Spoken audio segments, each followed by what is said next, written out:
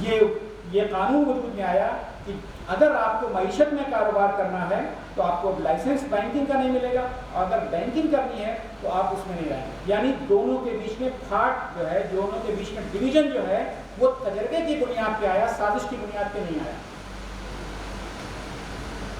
اب بینک یہ کام کرتے ہیں، جن لوگوں کے پاس بینکنگ کا لائسنس ہے، کہ آپ جن کو بھی چاہیے لون دیجیے، قرض دیجیے۔ بینکوں نے تجربے کے ساتھ سیکھا کہ اگر نفع اور نقصان کی بنیاد پہ آپ قرض دیتے ہیں تو وہ قرض جو ہے اکثر ایسا ہوتا ہے، لینے والا اور دینے والا، لینے کے ٹائم آدمی دوسرے پوزیشن لے کے آتا ہے اور جب پیسے لگ جاتے ہیں تو دوسرا تجربہ ہوتا ہے۔ بینکوں نے بہت سارے سالوں کے تجربے کے بعد یہ طے کیا کہ آپ کتنا بھی کمائیں، ہم کو آپ ایک فکس اماؤنٹ دیجئے ہمارے لون کو، اور انہوں نے اس کو ایسے طے کیا کہ بینک نے بینکوں سے جنہوں نے قرض لیا ہے ان سے اماؤنٹ اور اس کے اوپر پیسہ لینا، اپنے اخراجات کا دھیان میں رکھنا، اس کے بعد جو بچے اپنے ڈپازیٹر کو دینا۔ اس طریقے سے بینک کاروبار کرتا ہے۔ جب ہم اس کا گہرائی سے معائنہ کرتے ہیں تو ہم اس کو ربا کے زمرے میں پاتے ہیں۔ لہٰذا مذہبی طور سے ہمارے لیے یہ ایک مسئلہ کھڑا ہوتا ہے کہ آیا بینک کے ذریعے یہ کام کیا جائے یا نہ کیا جائے۔ بینک جو ہے لوگوں سے رقومات کو قرض کے طور پہ لیتا ہے، قرض کے اوپر زیادہ پے کرتا ہے، انہی رقومات کو لوگوں کو لون کے طور پہ، قرض کے طور پہ دیتا ہے اور ان سے زیادہ لیتا ہے، اور زیادہ اماؤنٹ لے کر کے اپنے اخراجات کو الگ کر کے باقی اماؤنٹ کو وہاں دینا اور اس پہ نفع کمانا، یہ ایک سودی ادارہ ہے۔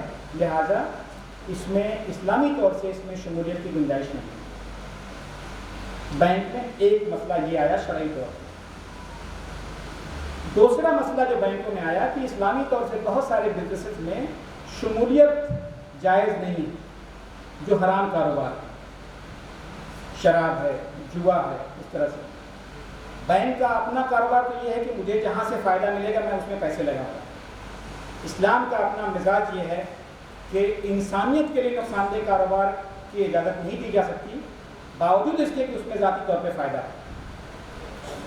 اس لیے اگر شراب کی فیکٹری میں بہت فائدہ ہے شراب کو فائنینس کرنے میں، لیکن چونکہ شراب جو ہے پوری انسانیت کے لیے نقصان دہ ہے، لہٰذا انسانیت کے نقصان کے پیش نظر انفرادی فائدے کو ترجیح نہیں دی جائے گی اور آپ اس میں شمولیت اختیار نہیں کر سکتے۔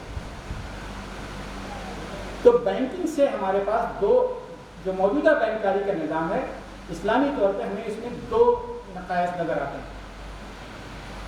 ایک سود اور دوسرا ایسے چیزوں کو فائنینس کرنا جس میں جو ہے وہ اسلامی طور پہ جائز نہیں ہے۔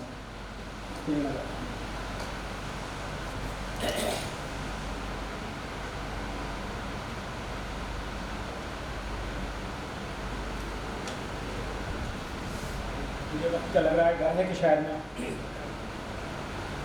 زیادہ تفصیل میں جا رہا ہوں، لیکن مجھے بتانا اس لیے پڑ رہا ہے کہ پھر شاید آپ لوگوں کو، یہ میرا بھی پہلا اتفاق ہے بھوپال آنے کا۔ تو اب ہمارے علماء نے اور ہمارے فقہاء نے یہ کام طے کیا کہ بینکنگ کی ضرورت تو ہے ہمیں، لیکن یہ دو مشکلات کا حل ڈھونڈیے اور ہم اسی کو اسلامک بینکنگ کہتے ہیں۔ مسئلہ یہ ہے کہ پوری دنیا میں بینکنگ کا ایک طریقہ ڈیولپ ہو چکا ہے، اسی کے حساب سے ریگولیشن ڈیولپ ہو چکی ہے، اور پوری دنیا میں بینک اسی طریقے سے کام کرتا ہے، مسلم ممالک میں بھی اسی طریقے سے۔ تو اب طریقہ یہ ڈیولپ کیا گیا کہ اگر بینک کچھ نہیں کر سکتا تو کم سے کم اتنا تو ضرور کرے، جس کو ہم قرآن کی جو ورس کہتے ہیں، ہمارے وہ فقہاء اس کو زیادہ دھیان رکھیں، احل اللہ البیع وحرم الربا، اللہ تعالیٰ نے بیع کی اجازت دی ہے اور ربا کو حرام قرار دیا۔ بینک یہی کام کرے لیکن بیع کی شکل میں اگر یہ کام کر کے پیسے کماتا ہے تو ہمیں اس بات سے کوئی انکار نہیں۔ اب یہ بیع کا جو معاملہ ہے، پوری دنیا کے اگر آپ ایگزامپلس کو دیکھیں گے تو حتیٰ اس بات پہ بھی علماء تیار ہیں کہ وہ بھلے ہی سے نقلی بیع ہو، فکٹیشس بیع ہو، وہ بھی چلے گا، سود سے بچنے کے لیے نقلی تجارت بھی چلے گی، لیکن تجارت کے ذریعے پیسہ کمایا گیا. اسی لیے بعض لوگ اسلامی بینکوں سے بھی خوش نہیں ہیں. یہ تو ناک گھما کے پکڑتے ہیں، پیسے ویسے ہی کماتے ہیں، تقریباً سب کچھ ویسے ہی ہوتا ہے، لیکن یہ وہ ہے. لیکن اگر آپ علماء اور فقہا کی بات کو دیکھیں گے تو ان کا یہ کہنا ہے کہ سود اس قدر قبیح گناہ ہے کہ اس سے بچنے کے جو بھی ذرائع اختیار کیا جائیں اس میں بھی اللہ تعالیٰ برکت دے گا، آدمی کو کل انشاءاللہ ایک اچھا نظام آ جائے گا. تو یہ پرسپیکٹو ہے. جو لوگ اسلامی بینکنگ سے بہت خوش نہیں ہیں، اس کا مطلب یہ نہیں کہ علماء نے فیصلہ دیا وہ بھی بہت خوش ہیں، لیکن وہ کہتے ہیں کہ سود سے بچنے کے لیے جس طریقے سے بھی فی الحال بچا جا سکتا ہے بچا جائے. اسی لیے مرابحہ بیسڈ بینکنگ وجود میں آئی. پوری دنیا میں جو اسلامی بینکاری ہے، اگر آپ دیکھیں گے بینکاری کے جو ایسٹس ہیں تقریباً 70% مرابحہ ہے. بیعینہ بھی ہے، یہاں تک کہ لوگوں نے کہا اس کو بھی الاؤ کر دو، کم سے کم سود سے تو بہتر ہے کہ یار اس سے جائے. تو سود سے بہتر کے تناظر میں ہے. اسلامی بینکنگ ایک آج کی تاریخ میں ایک آئیڈیل سچویشن ہے، ایسا نہیں، لیکن اس قباحت سے بچنے کے لیے ایک اسکول آف تھاٹ کا یہ کہنا ہے کہ اس قباحت سے بچنے کے جتنے بھی طریقے اختیار کیے جائیں، حتیٰ کہ وہ ہلا بھی ہوں، لیکن کم سے کم نیت تو یہ ہے کہ ہم اس سے بچ سکیں. تو اسلامی بینکاری جو ہے دو طریقے سے ہوتی ہے، تجارت بیسڈ اور ان سیکٹر کو فائنینس نہ کرنا جس کی اسلام میں ممانعت ہے. پوری دنیا میں جیسی ہی ہے. اور اگر آپ لوگ یہ سمجھتے ہیں کہ دنیا کے ممالک مثال کے طور پہ سعودی عرب وغیرہ میں پوری اسلامی بینکاری ہے، تو میں آپ کو بتا دوں آفیشلی بھی وہاں پہ 40% سے اوپر نہیں، یعنی 60% تو آج بھی سودی بینکاری آفیشیل لیول پہ. پھر ان آفیشلی جتنا اسلامک ہے اس میں اندر کتنا واقعتاً اسلامک ہے، مضاربہ اور مشارکہ وہ تو ایک الگ بحث ہے. لیکن دنیا کا معاشی نظام ایسا ہے کہ دنیا کے کسی اسلامی ملک میں بھی جو ہے وہ 35-40% سے اوپر اسلامک نام کی بینکنگ آج بھی نہیں. آگے کیسا ہوگا یہ ہماری اپنی صلاحیتوں کے اوپر ہے، کیونکہ کسی سماج کسی سسٹم کو چلانے کے لیے بڑی صلاحیتوں کی ضرورت ہوتی ہے، اور اس پہ نقادی کے لیے اس کو کرٹیسائز کرنے کے لیے تو پھر تو انٹلیکچوئل بہت سارے بیٹھے ہیں. تو جو ایک پلر ہے میں نے اس کی طرف اشارہ کیا. دوسرا پلر جس کو ہم کہتے ہیں کیپٹل مارکیٹ. کیپٹل مارکیٹ جو ہے لوگوں کے حکومات کو لے کر کے، اس کا بھی وہی کام ہے جو میں نے بتایا. فائنینشیل سسٹم کا پرپز کیا ہے؟ Taking money from where it is to where it is needed. پیسے کو جہاں ہے وہاں سے جہاں اس کی ضرورت ہے پہنچانا.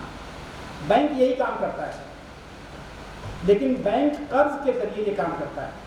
ایک طرف ہزاروں ہزار ڈپازیٹر ہیں، دوسری طرف ہزاروں ہزار بورورز ہیں.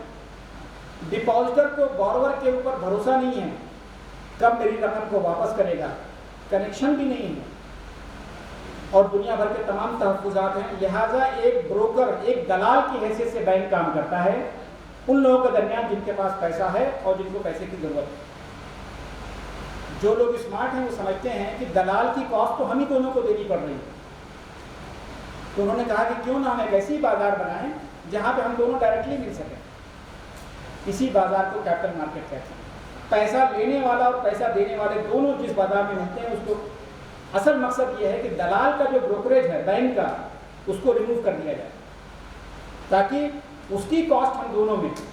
اگر بینک چارج کرتا ہے 12% اور دیتا ہے 6%، تو 6% اپنے پاس جو رکھتا ہے اگر لوگ ڈائریکٹ مل جائیں تو اس کو 10% یا 8 پہ ملے گا اور ان کو بھی زیادہ ملے گا، اس کی خرچ کم ہوگا. کیپٹل مارکیٹ یہ کام کرتا ہے. مسئلہ یہ ہے کہ کیپٹل مارکیٹ میں بھی لوگوں نے تجربے کی بنیاد پہ دیکھا کہ پیسہ لینے کے ٹائم آدمی الگ طریقے سے بہیو کرتا ہے اور پیسہ پانے کے بعد اس کے نخرے الگ ہو جاتے ہیں. وہاں پہ بھی قرض کا لین دین شروع ہو گیا. لیکن اصلاً کیپٹل مارکیٹ جو ہے وہ رسک بیسڈ کیپٹل کا ہے کہ تجار اکٹھا ہو گئے، پیسے والے اکٹھا ہو گئے، انہوں نے آپس میں معاہدہ کیا کہ میرے بزنس میں پیسے لگاؤ. انہوں نے پیسے لگائے اور پیسے کی بنیاد پہ، نفع کی بنیاد پہ رسک اینڈ ریوارڈ شیئرنگ ہے جو کہ اسلامکلی بالکل جائز طریقہ ہے. ایک کی محنت دوسرے کا پیسہ، دونوں نے مل کے کاروبار کیا. اسلام کیپٹل مارکیٹ کا یہی کام. لیکن کیپٹل مارکیٹ میں بھی اگر آپ پروسیس کو دیکھیں گے، طریقہ کار کو دیکھیں گے، تو وہاں پہ بھی ربا، غرر، میسر، جہل، غبن، ان سب کے شمولیت ہے. جیسے بازار ہوتی ہے، حرام کاروبار کرنے والا بھی وہیں پیسے لینے آئے گا، حرام طریقے سے کاروبار کرنے والا بھی پیسے وہیں لینے آئے گا، وغیرہ وغیرہ. اس لیے کیپٹل مارکیٹ کو لے کر کے علماء اور فقہا کی رائے ہے کہ یہاں رسک بیس کیپٹل پرووائڈ کی جاتی ہے.